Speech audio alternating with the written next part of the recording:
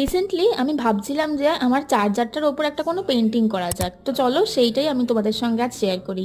দেখো, ইন্সপিরেশন তো আমি নিয়েছিলাম অবভিয়াসলি ফ্রম পিন্টারেস্ট। আর এই আর্টটা করতে কিন্তু বেশি কিছু না, জাস্ট দুটো রং, রেড অ্যান্ড গ্রিন কালার, আর সঙ্গে দুটো সরু তুলি হলেই ব্যাস, তুমিও করতে পারবে। বেসিক্যালি আমি অ্যাডাপ্টারের চার সাইডেই এইটা করছিলাম, আর শুধু একটা সাইডেই ছেড়ে রেখেছিলাম, সেটা হলো দেখবা অ্যাডাপ্টারের একটা দিকে লেখা টাইপের কিছু একটা থাকে, তো সেই জায়গাটুকু ছেড়ে আমি বাকি সব জায়গাটাতেই করেছি।